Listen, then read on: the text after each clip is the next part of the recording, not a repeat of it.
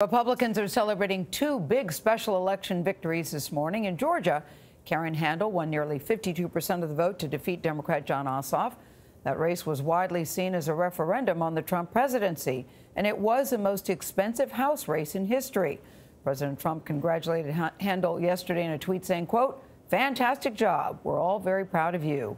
And in South Carolina, Republican Ralph Norman won a race to replace Budget Director Mick Mulvaney. With those victories, Republicans have won all 4 House special elections to replace appointees to the Trump administration. CBS News contributor Ed O'Keefe is a congressional reporter for the Washington Post. Ed, good morning. Good to see you guys. So what are the implications of all this? Look, these were all Republican-held seats, and Republicans won them, so status quo has been maintained. But the fact that they had to spend tens of millions of dollars to defend them is a sign going into next year. But also the Democrats spend even more in the Georgia district. And they themselves, I think, we talk about Republicans being in trouble with an unpopular president. I think Democrats now really have to sit back and really discuss how it is that they campaign into next year. One thing they say is they got to run on something other than anti-Trump, that they got to present a progressive message. I think it's fascinating. You look at the polling you guys put out yesterday when people were asked, are Democrats doing enough or not enough to oppose the president? 32% say Democrats aren't doing enough.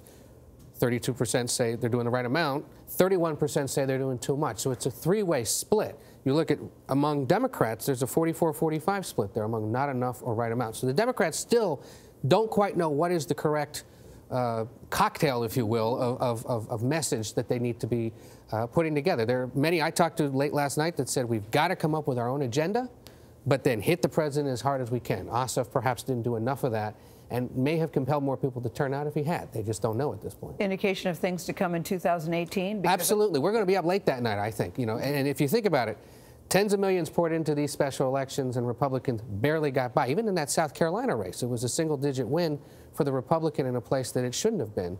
They're not going to have that much money to defend in dozens of competitive districts next year. Could be a real scramble for both sides. That's how I think Karen Handel won a little more comfortably than some people thought. And I mean, how much of this is Republican voters saying, listen, we're not necessarily that concerned about the Russia investigation, and we're not even concerned about the inaction in Congress and the fact that not much has happened. And talking about tax reform, that we talked the health care bill has not been finalized either. Yeah, I mean, and that's the important thing to remember here. This was a district that's been held for 40 years by Republicans. There's more of them there. And for whatever reason, they felt compelled to turn out. This time, they didn't turn out in the first round.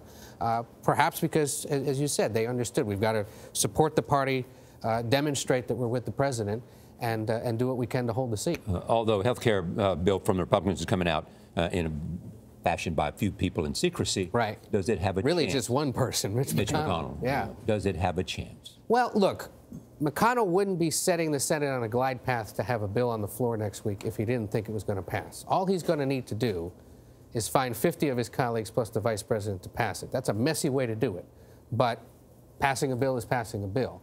And this sort of disciplined focus of keeping it secret until the last second is something they've criticized for the last 8 years, but works.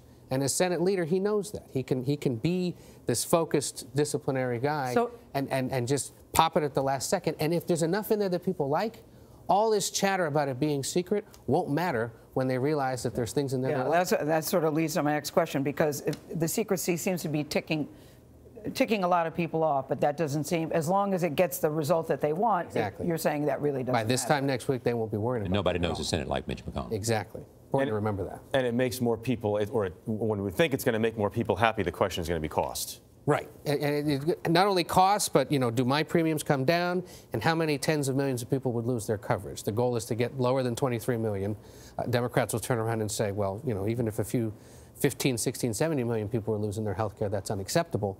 But the goal is to basically produce a diet version of what the House did. So do Democrats have any leverage yet? All they can do, Gayle, is slow down the train.